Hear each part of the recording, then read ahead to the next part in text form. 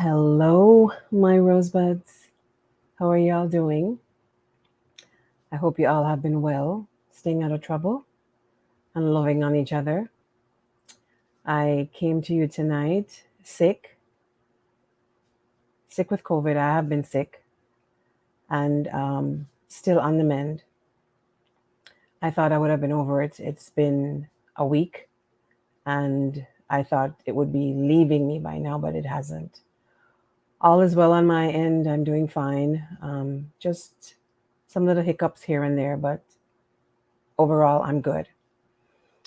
I just want to welcome you to a little heart to heart with me. And for those of you who are just joining in, I'll reintroduce myself. So please come on in, grab a seat, pull up a chair, grab your favorite liquid. I got water because I'm not doing well, and let's just chat. I'll probably get a little vulnerable with you tonight as well. I'm ready to rip the band aid off. That's pretty much it. I know everyone has a story, and I'm here to share a little bit of mine with you. So, if you allow me, I'll begin. I'm Rose, born and raised in Jamaica, had my wonderful son at the age of 21, and I migrated to the States at 23. I come from a small town called Ocho Rios on the north coast on the island of Jamaica. I have five brothers, sorry, and three sisters, which are scattered over the globe. They're from Germany to Vegas, New York, Baltimore, Florida, and Georgia. Both of my parents have passed away. Some of you may know this already. My dad, over 23 years, and my mom, over 19.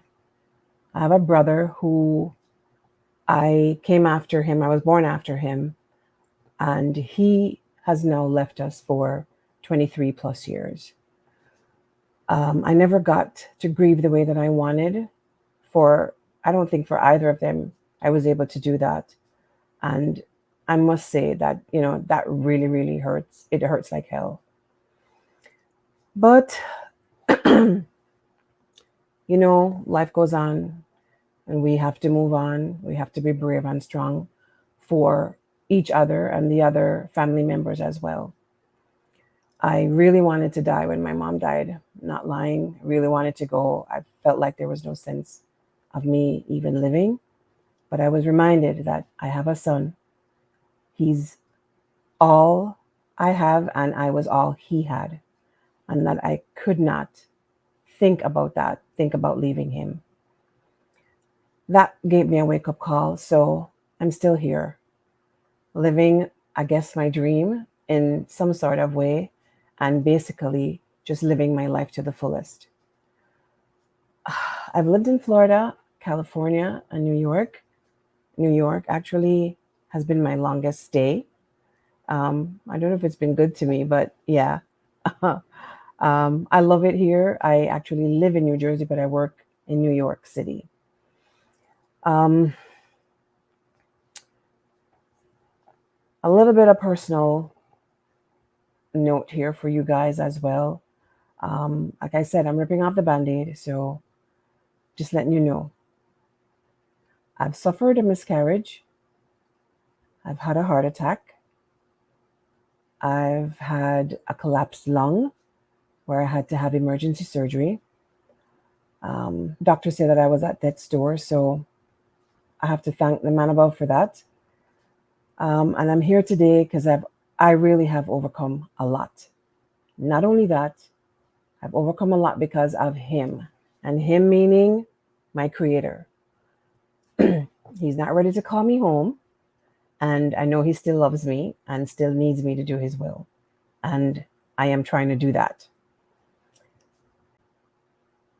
And a few other reasons why I wanted to share my story is I know that we have all gone through a situation at some point or other that has taken us like really out of our realm, just out of ourselves. Probably we have actually hit rock bottom. Well, here are a few reasons why I actually wanted to start this channel. Mostly or mainly, it was for me. I think I had, or I have a lot to say. And I wanted to share because I know others out there are going through similar situations or the same situations.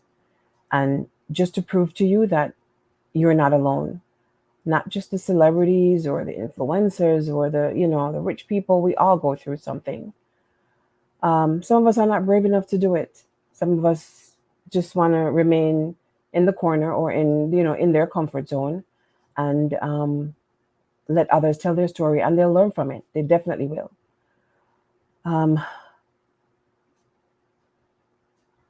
the reason for this heart to heart is, um, a lot had been going on before the pandemic, and I had so much going on, and I wanted to do a lot, say a lot. I wanted to share a lot, but then sometimes you didn't have who to share it with.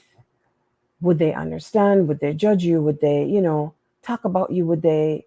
But you know what? All of that became null and void to me.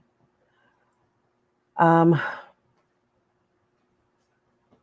Before the pandemic, I was going through a lot with a relationship that I was in. Um, I eventually had to give him up because I thought he really was for and with me. He wasn't. I was so wrong. Um, the other thing was I felt like I had lost a sibling, although in the end you realize that you never really knew them. So how are you to lose them when you kind of never really had them to begin with? I actually also lost an amazing friendship. And that was also freaking hard because I was already battling with losing the man of my dreams. I fell into a deep depression. My light was out, it was gone. Then there was COVID. There was anxiety, the probability of losing my job, and all the things that surrounded that.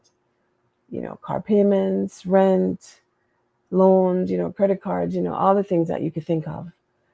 You wonder, if you lost your job, how are you going to actually take care of you?